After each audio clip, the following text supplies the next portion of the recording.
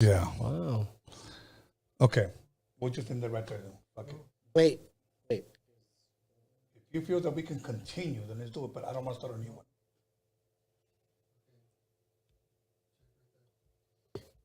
Sometimes the whatever program that we use, XSplit, to run YouTube, so maybe twice a year it'll crash on us. And for some reason it just does that. I don't know. All right, so we are back on. Are we? Yes. Okay. Let's see. So, unfortunately, because of that, we lost the other super chat. So let me apologize to all the super chatters and ended with Trip Cervantes that said, "Whatever happened to Theo?" Okay, no, I already asked him that, and he said they haven't talked since They 2006. didn't hear that part. Okay. Actually, somebody also mentioned if Julio G can be the plug for Nino, for DJ Pooh, and Yeah, I'll talk to DJ Pooh, no problem. yeah, and I'm pretty sure that was the last one, but that would be all. Also, Lily Flor gave a shout out to Julio G. Oh, thank you so much. Much love. For sure. That's all. Thank you. Okay, you know what? Let's just go ahead and ask the question. What were you going to ask me, Julio? I think this is a totally different one, but we'll leave it up. Okay. Well, I wanted to ask you, Tony, what do you think about Hispanics using the N-word I'm against it 100%, bro. in the music? Because right now you're seeing like the younger generation, I noticed that they use it a lot more. Yes. And so that's why I wanted to ask you what was your feeling, what your thoughts about it were. Okay. We're not the newer generation, but I'm just asking, what you thought about absolutely. So let me give you my answer. And this is an answer that I've repeated here several times because we've had this conversation. And honestly, Julio, I'm thankful that somebody like you has asked me this question because in the 80s, I'm just going to describe my neighborhood. Obviously, just like your neighborhood, the crack epidemic just took over. Okay. We had Bloods from Eastside Payne right here in the city of Ghostown, in Wilmington, but Ghostown was the name of the hood. Then on the west side, we had Waterfront Piru. We had Bloods. On the east side, we had Bloods. And then we had east side and west side, we must all essays. Okay. And I don't want to leave out the north side. East side and west side essays were killing each other. They will only come together when they will fight the Bloods. Okay. The Bloods consisted of blacks, obviously, Samoans, and Filipinos. Okay.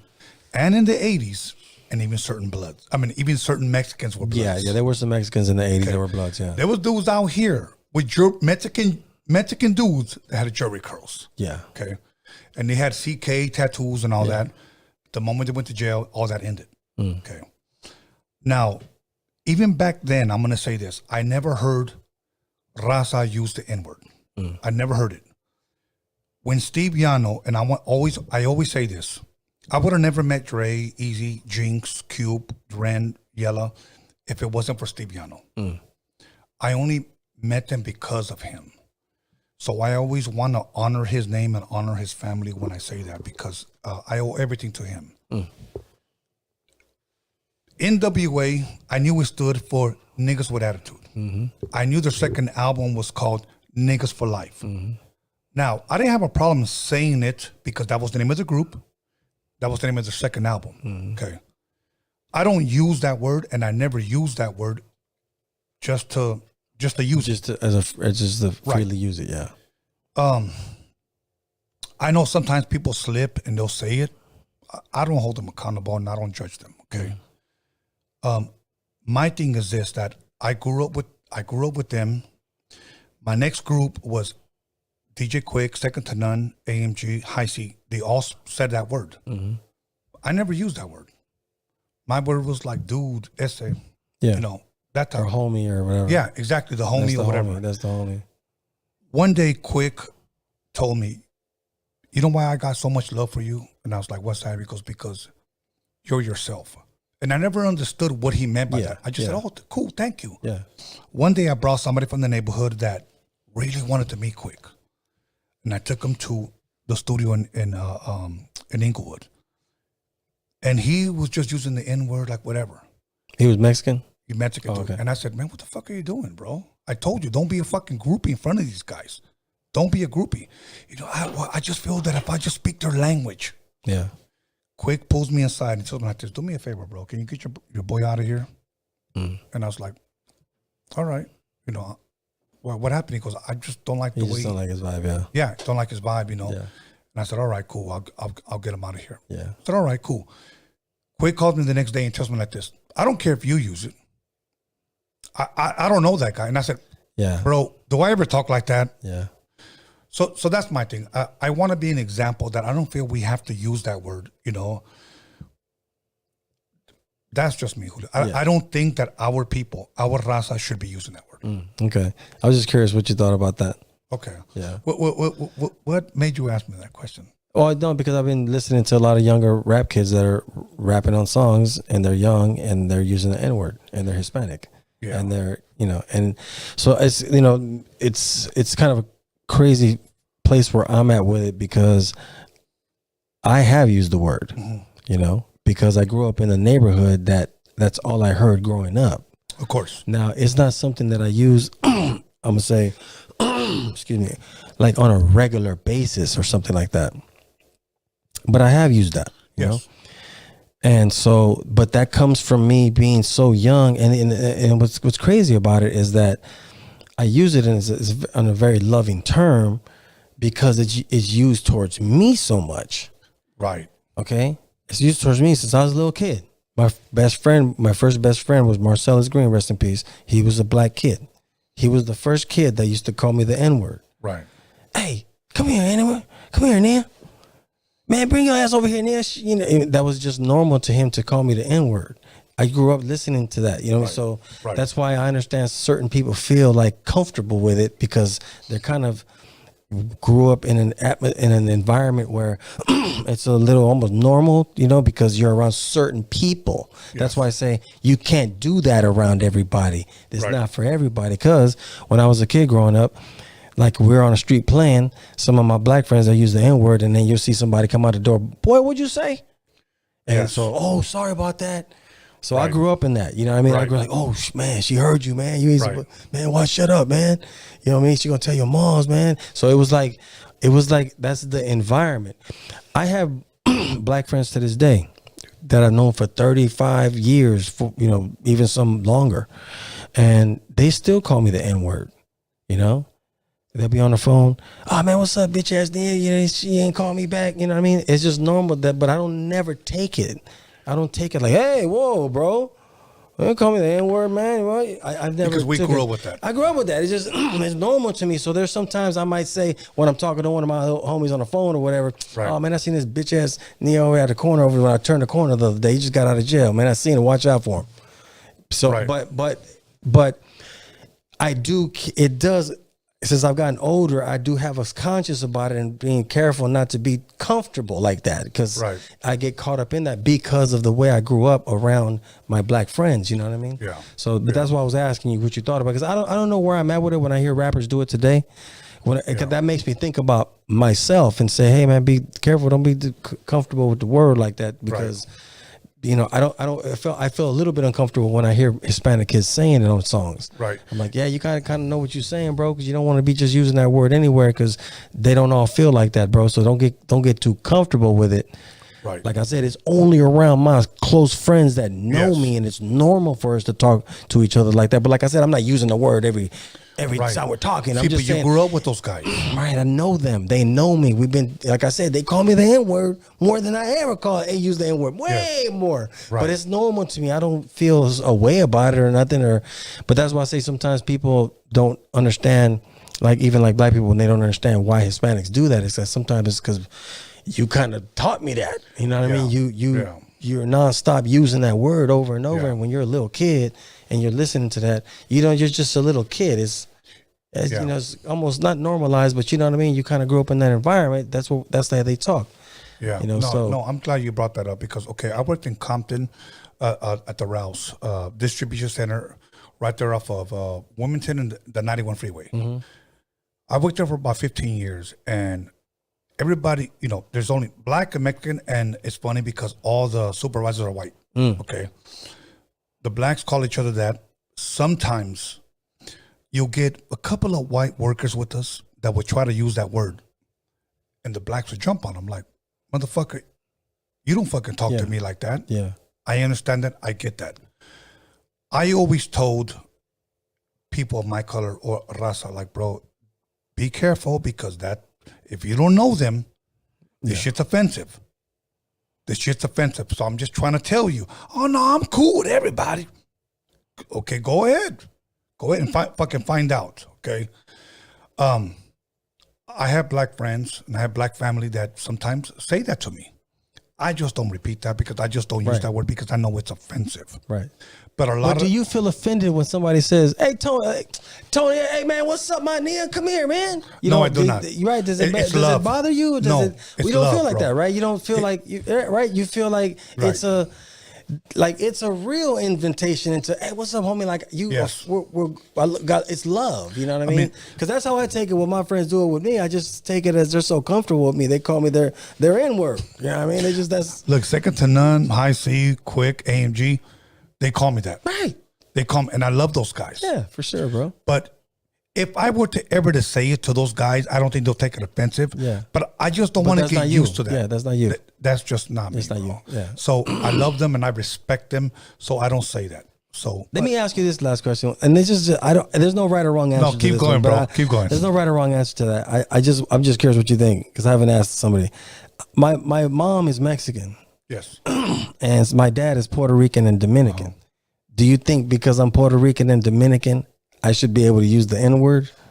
Because they say Puerto Ricans, Dominicans, they're part black. You guys came from Africa and whatever the story is that they say you, right? Do you think that's do I get a pass to do that?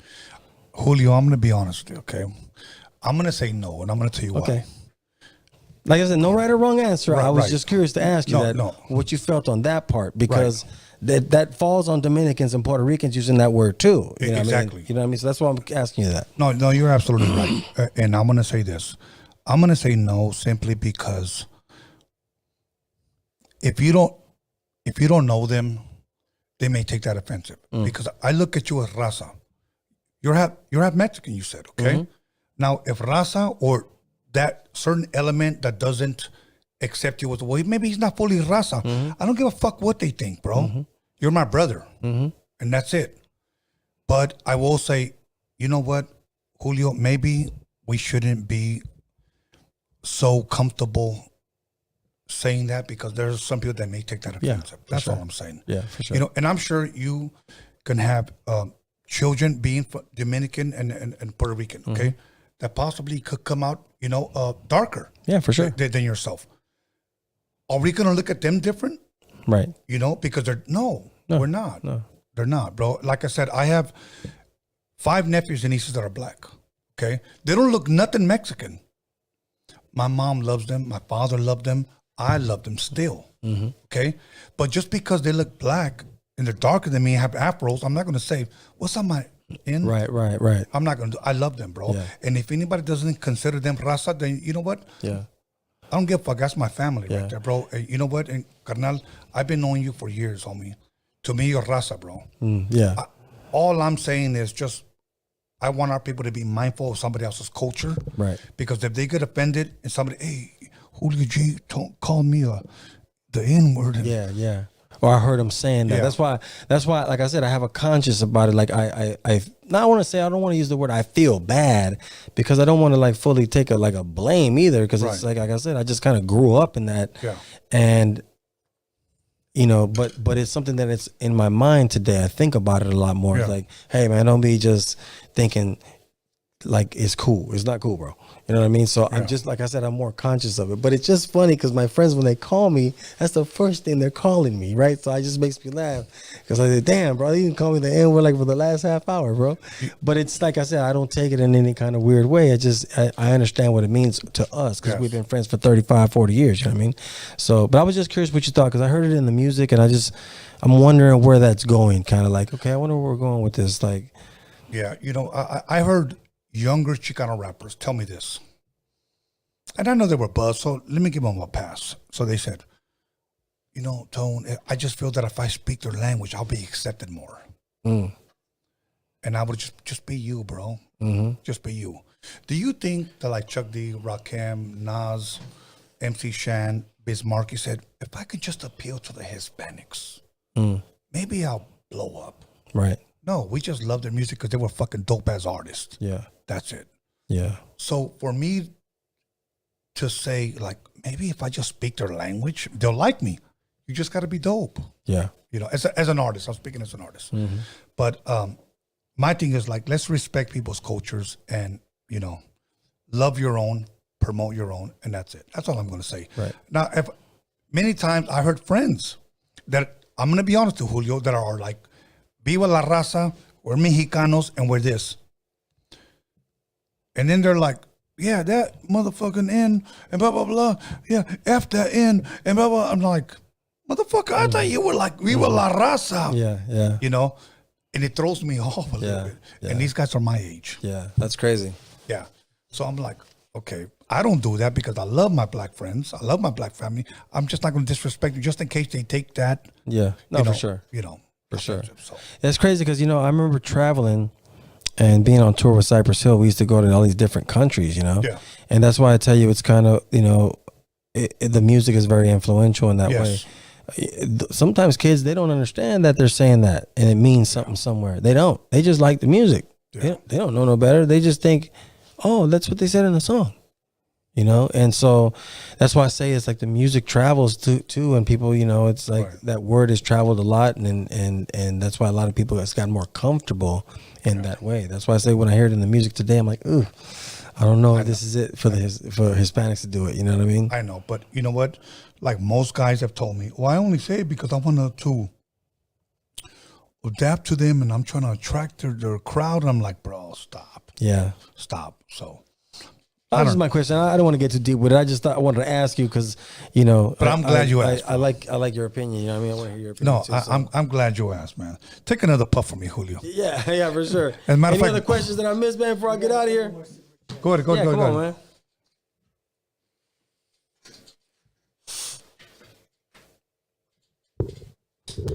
man. We have RC asking, when will we have Scratching with the Wizard and Julio G? We miss you with Tony G, Greg Mack, and the Beat Junkies at NAMM show.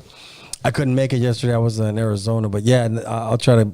When we do something again, I'll definitely pop up at the next one. Yeah, we could do a scratch thing one day. You know what I mean? I've been dealing with a shoulder problem. My right shoulder. On top of that, my scratch arm, man. So I've been like, that's why I was telling you I was working on the scratching. I just working on it little by little because when I do that old style of scratching, it puts a lot of pressure on my shoulder and it starts to hurt. And so that's why I've been working on some different style, more smoother things that I don't have to use so much of the shoulder and to cut. That's why I've been like doing, you know what's something crazy different. that you just said that, bro? So DJs who use their arms, should we be considered athletes? Yeah, for sure. No, for sure. I got an injury, bro. I got a straight injury. I got a DJ injury. I'm down. I've been down. I've been recovering back, and I've been going through this therapy. But it's actually made me like kind of scratch a little bit different. And as I'm working on my shoulder to get it back, feeling better. But yeah. Hell yeah. So yeah, I'll definitely come by and do a scratch thing. Just give me a little bit of time. Hell yeah. I'll do some basic shit, bro, because I'll be like, what's up? Oh, man, let's get down. It's always fun, bro. Hell yeah. Yeah, man. All right, You know what? Real DJs make the records talk. Yeah, for sure. So go ahead, bro. Any other ones, bro? Well, I'll recommend some CBD lotion. Angel Ruiz dropped 20. He said, what up, Julio G? It's Angel from... What up, Julio G? It's Angel from Felix Chevrolet. Love your story, brother. Thank you, man. Thank you. Appreciate it, Angel. Thank you very much, man. I actually do use CBD on my shoulder. Yeah, I actually carry it with me. Let me see what the right have right now. Let me see. You got it? Promote that, Julio. Yeah. Come on, let's go. It's one that I use that helped me out. Let me see. I do have it. Oh shit. And It's, that's all of them. So is it like pomada? It's a THC rich CBD, right? Well, I mean, I've used a lot of it. Oh, but so it's a cream. Can I see it? yeah, go ahead. Check it out. That's been in my bag for a minute, though. Oh shit. Yeah. So that's really good for like when you have pain. Like when you have pain, you want to use one that's THC rich, has more THC than the CBD because it helps with the deeper pain. You know what that smells like? Almost like two things that came to my mind. And this is a company called Papa and Barkley. if you want to know. Pop and Barkley. So they have a THC rich one.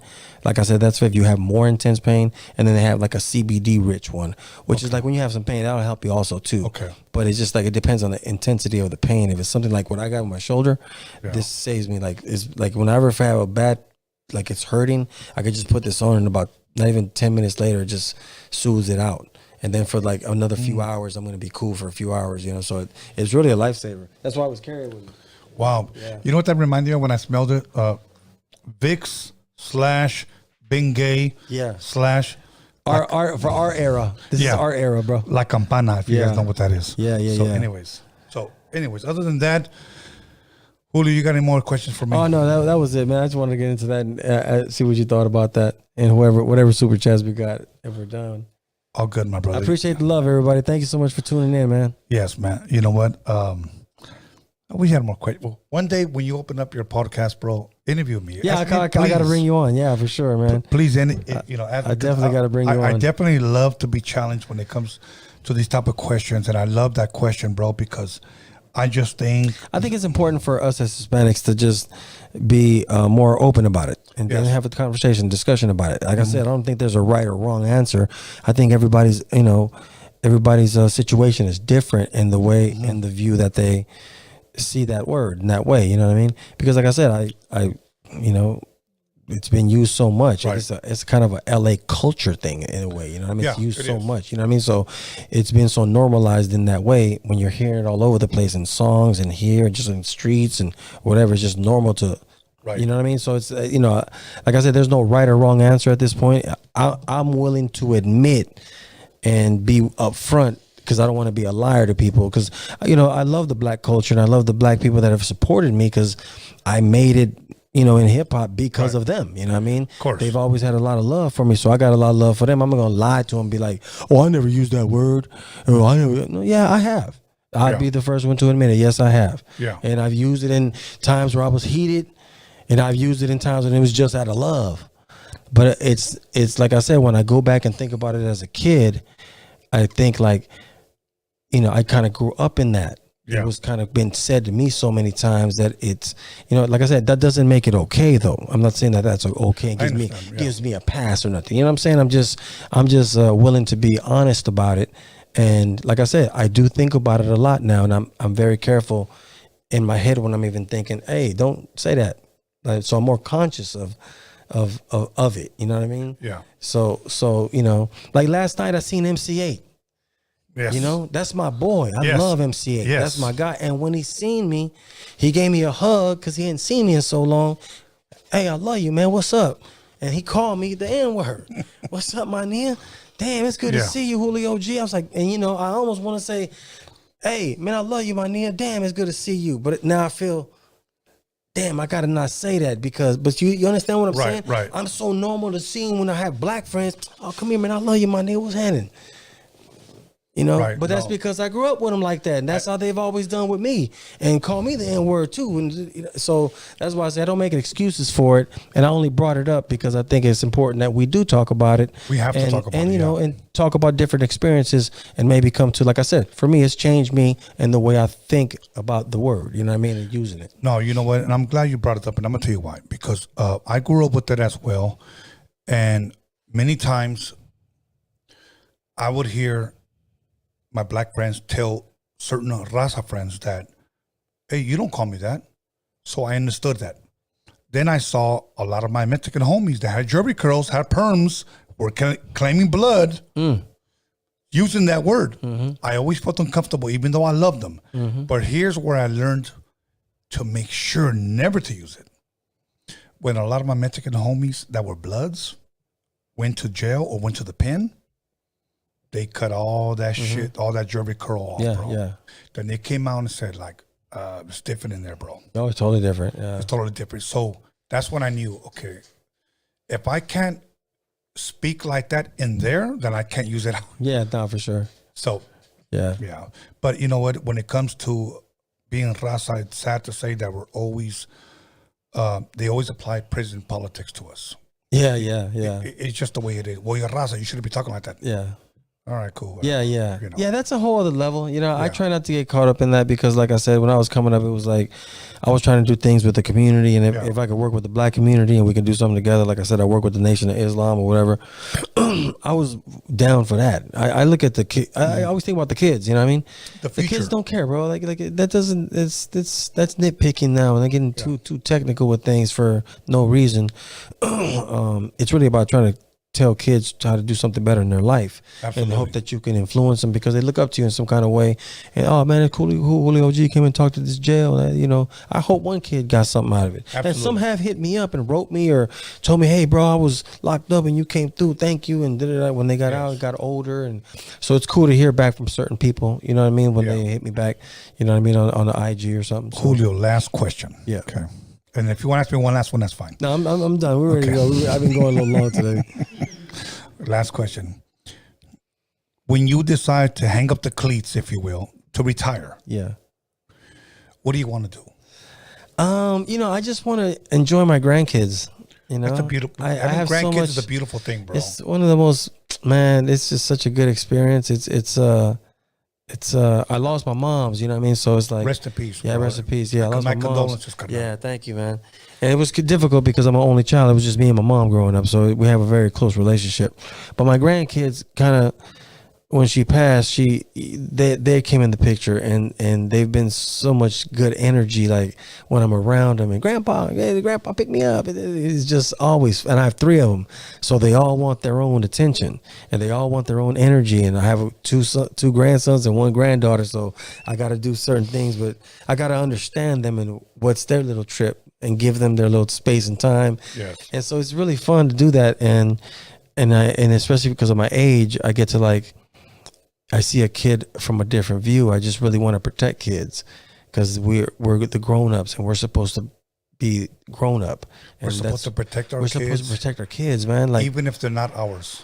exactly. It's just, hey, I do that on my block. You know, I got the kids next door, the other little black kids next door to that house, because I know all their moms and dads. So I know all the kids. So I'm always watching the kids outside, because I got cameras and everything. You know what I mean? So when I just see them playing out there, I kind of try to keep a little extra eye.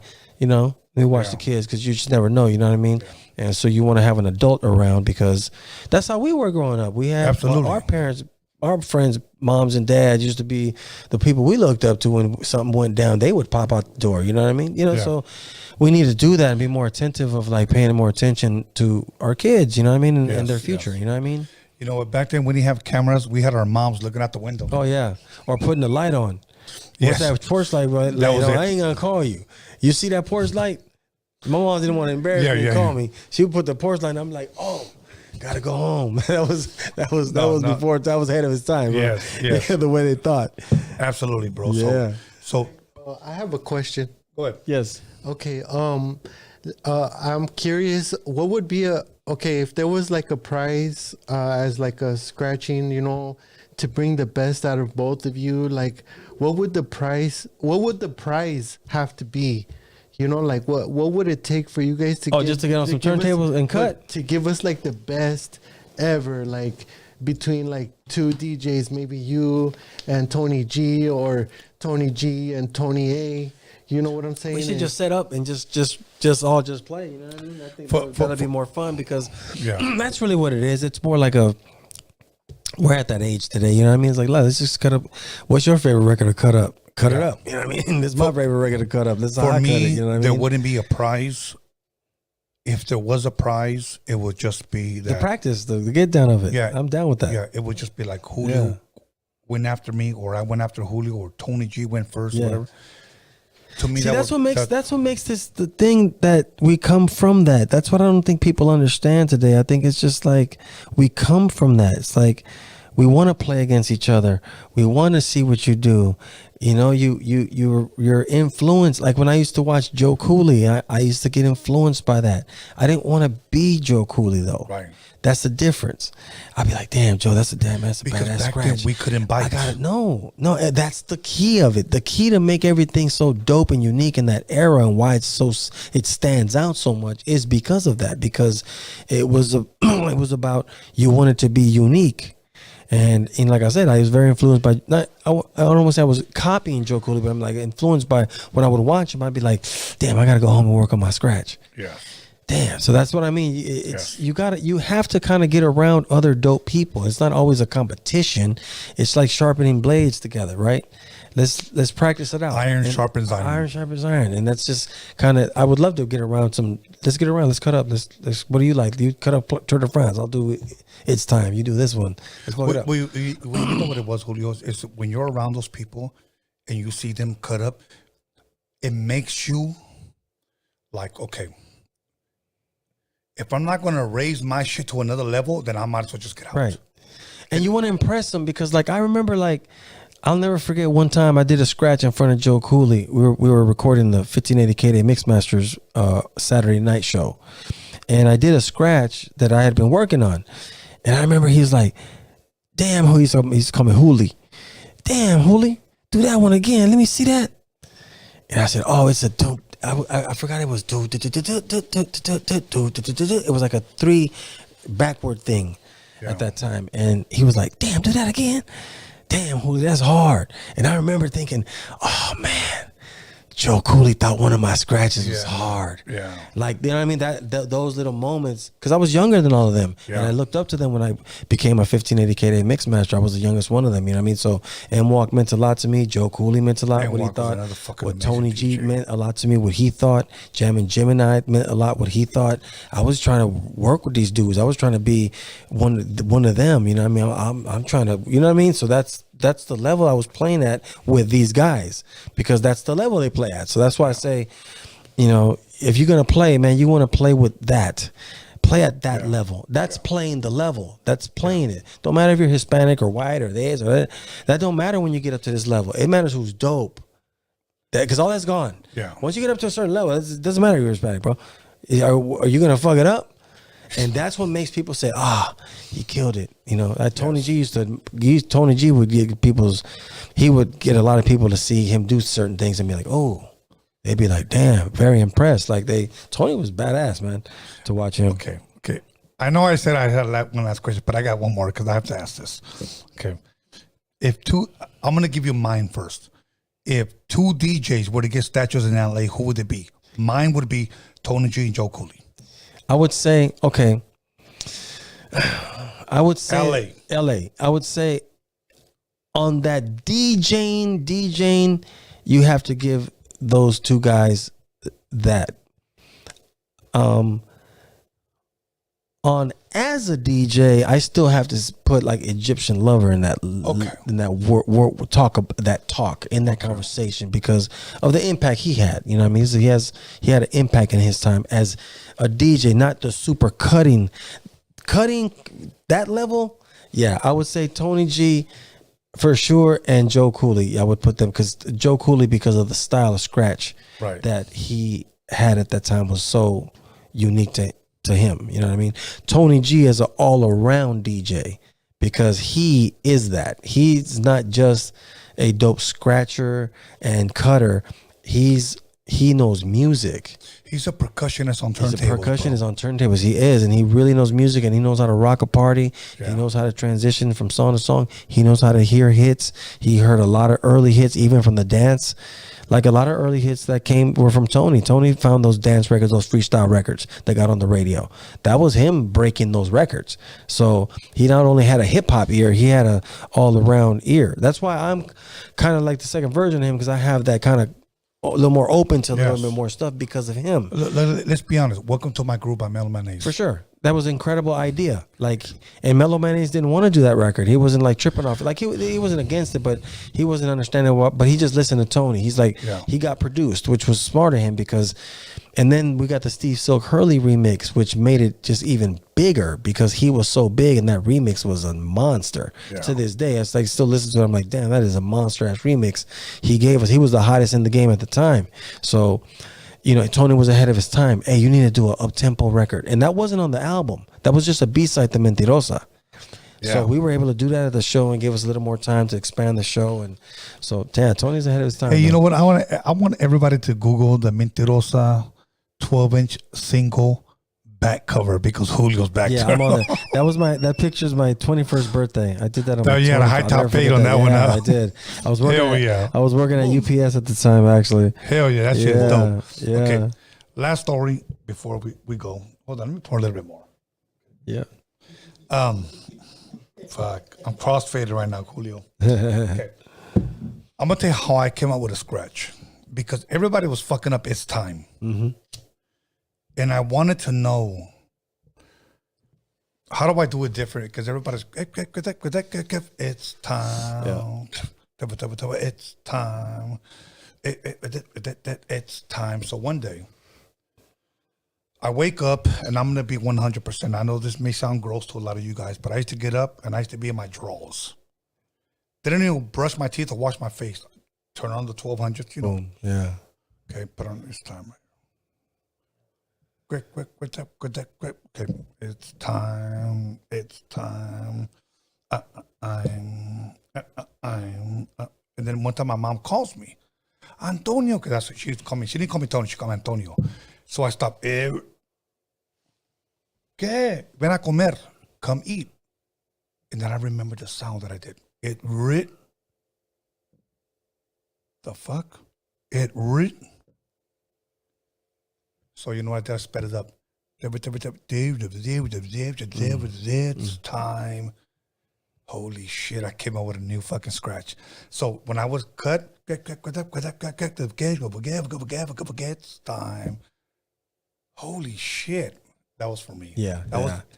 People don't understand. They don't understand that because there's signature things that identify you. Because even like we're on the radio back then, 1580 K-Day, it wasn't like you were using all the drops. Oh, this is who this DJ is. You really didn't really know because we didn't use a lot of drops. Yes. You knew by the scratching. Mm-hmm. You knew when the record was mixed a certain way. Oh, that's M-Walk, or oh, that's Joe, or that's Tony. I always would know Gem and Gemini because of the kind of records he played. He Yes. always played like loose ends and some not, I wouldn't say abstract records, but just different. You know what I mean? He wasn't always in the hip hop like that. Every DJ was unique. Yeah, it was unique. So you kind of, I used to be able to tell when I was driving down the street like who it was, like just by the scratch even. Yes, because we all want to have our own thing. That's why I say, we all wanted to scratch our own way and add our own piece to it. So it's kind of your signature. That's what makes you who you are. And that's what we were about in that era. Yeah. It's about being different, like, but appreciating each thing, each person's difference. Yes. You understand what I'm saying? Just because Joe scratched that way didn't mean that I wanted to scratch that way. I just always like, damn, I love how he does that. Yeah. I gotta make mine. How can I flip it? Right, because it's kind of like a thing of like, it's who you are. It's my frequency. I want my frequency to be as dope as his, but I'm not trying to copy what you're doing. Yes. I just want to be able to, like, when he's going, I want to be able to come and go, what's my thing of it? Where do I take it? And that's what's fun about scratching. And especially, like I said, now I've been practicing a little bit more and just messing with it a little bit different. You were the first guy, and I said to myself, I'm going to be real with you, Julio, so I'm going to make a confession here live on Smoking with the Wizard. When you started fucking up, It's Time on 45. Yeah. And you know what I said to myself? I can't be mad. Yeah. It was hard to do that, but it took it to a different level because I like fast scratching. Yes. I enjoy that. Same here. I think it's the funnest place that I like to be when I scratch. And you know when I saw you do that, you were DJing for Fastlane. Fastlane, yeah. Yeah. That was part of the show. Yeah. Yeah, I did it on 45 because everybody was already doing It's Time as what it was, but I kind of prided myself in being a faster scratcher. But that comes from, like I said, influenced by Tony G, because I used to love hearing him cut up clear. Yeah. And so that's why I always stay away from clear for some reason, because he taps it so hard and it's so him that it's like I don't even want to even Tour de France, I do it at home to practice, but I stay away from it because I just think it's so Joe Cooley, it's so him. I know. I do a lot of the things he does with it, but I'm my style, but I just don't publicly want to do it because, like, damn, that's so Joe Cooley, you know. I have a videotape out there where I did the whole Joe Cooley routine because he taught me it. Yeah, yeah. What I miss from today's mixers is the up and down phone line. Yeah. Oh, the clicker. Yeah. Oh my God, he's the one that taught me that. He goes, if you want to do like, Yeah. do it with this. Yeah. But one thing you taught me, okay, you came to my house and you used a fader. Don't transform with the clicker. Transform with the fader. Yeah. And today, that's what guys are doing. Yeah, today. for sure. I was doing that early. Bro, this is in And the 80s, that's bro. That's when the faders weren't even that loose either. No, see, yeah, it wasn't that loose. and that's why I'm glad we're talking about it, bro. Because we were, no, I'm not gonna say we. You guys were on that way before, 30 years before, bro. For sure. And then today, everybody. Now the reason why I didn't want to do the clicker, is once again, okay. I'll tell you a story about the clicker. So Tony G, when he went out to the New Music Seminar to battle, he battled Jazzy Jeff, and Jazzy Jeff was doing the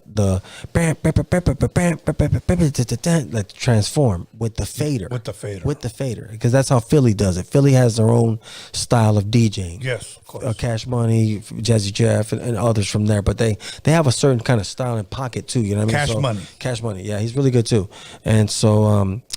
So Jazzy Jeff, that's when Tony battled him and whatever. And so when he came back from New York from the battle, we were doing a MIXMASTER session where we were recording the show. And Joe was there, M-Walk was there, I was there, and Tony. And I think Greg Mack was there too. And so Tony was telling us kind of how it went at the seminar. And he's like, hey man, he goes, this guy Jazzy Jeff was doing this thing, man. It's called like the transform, but what Tony did was that he did it with the clicker, because he went back to the hotel after and just wanted to mess with it, because I guess he just, you know what I mean, he tripped off. He did that because he hadn't seen that, you know what I mean? So he figured it out. So the first time that we all seen it was Tony doing it. Wow. First time coming from that seminar. He's like, oh, he did it like this.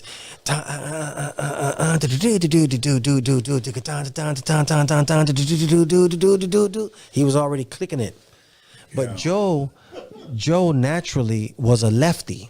Yes, he was. Tony's both hands, but he's more of a righty, but he can do both. Really, he could do the left too really good. Yeah. But I think at that time, he was just a little bit more on the right. He had a great left, but he was a little bit more on the right. You know what I mean? But Joe was naturally a lefty. So when Tony backed up, he's like, yeah, try it, Joe. And so Joe just, the first time out, just almost caught it that first time, because he was just so fast. He was just a natural. He just on a clicker. And oh shit, Tony G that like that. And that's kind of, and then from there, I think Tony just backed up and just kind of left it to Joe, like, no, go ahead, do it, Joe. And Tony was the one that told me how to do the fader. Yes. Because we, like I said, we never wanted to be like each other. It wasn't, and Tony's a very giving person. He would give us game. He wasn't like competing with us like that. You know what I mean? He's a legend to us. We you know, Joe respects him too. You know, he knows. You know what I mean? He's the shit. So but that's how that came from Tony first. That's how I seen it, and then Joe jumped on it, and then M-Walk was a lefty too, so he was really good at it too. Yes. Then later, I seen Aladdin do it. But Aladdin was using this smaller mixer. I remember seeing Aladdin one day at the Casa Camino Real, and he was doing Dance to the Drummer's Beat. And I was like, oh, this guy's a problem. Down to the down to the down to the down. Yeah, he was just killing that shit. But he was using not the clicker, the up and down small box one. Did you ever see that one?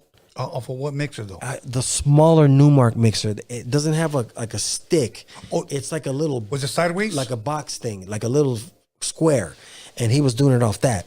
I was like, oh my God, how's this guy doing that? But I knew when I first seen him cut that he was a problem. I was like, damn, these guys,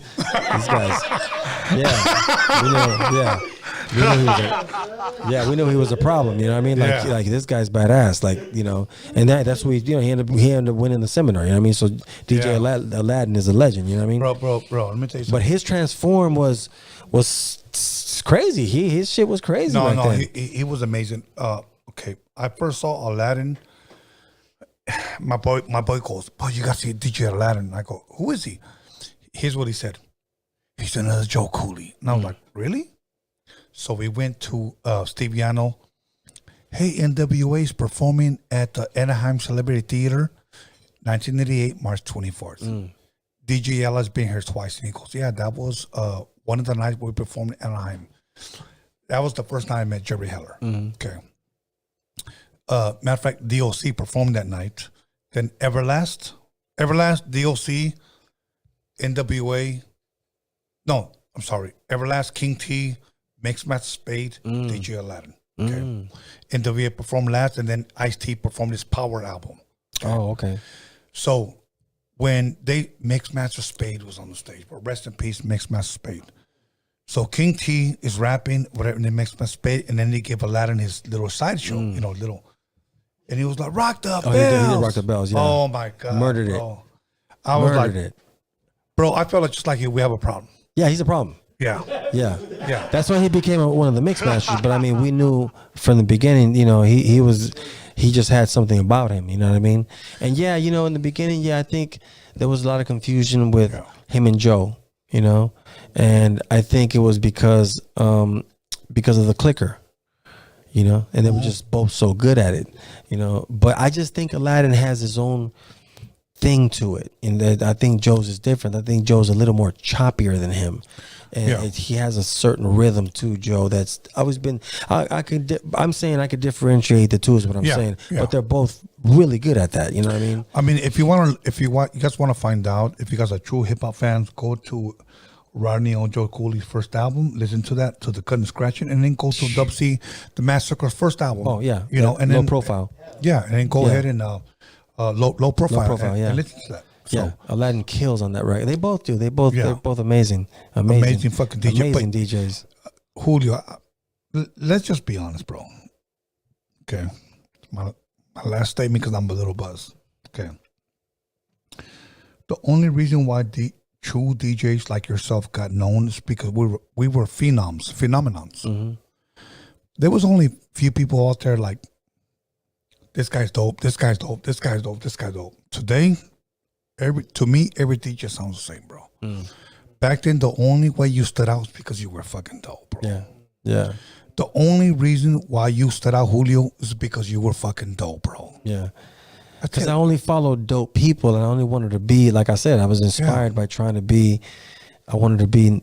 When I walked in the room, I wanted to be respected. It wasn't about the color of me or nothing. I just wanted to be. Yeah, bro. I really just wanted to DJ around Tony G and Joe Cooley and M-Walk, and I looked up to them so much as a kid. But those were the best in the world. Right now, at that time, they were LA's scratchers. It was the beginning. It was nobody knew what this even was about, where it was gonna go. We were just young. Can we say, honestly, my bro? Can we say that at that time they were the best in the world? I would say, they were the best. Yeah, and you learned from them, and I learned from them. Yeah, for sure.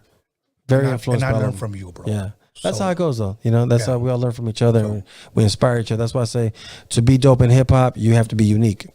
Absolutely. And always want to, and respect other people's craft and what they do, but always try to add your piece to what how you're gonna make it your thing. You know what I mean? So that's what I tell the young people, man. Okay. Thank you, though, Tony.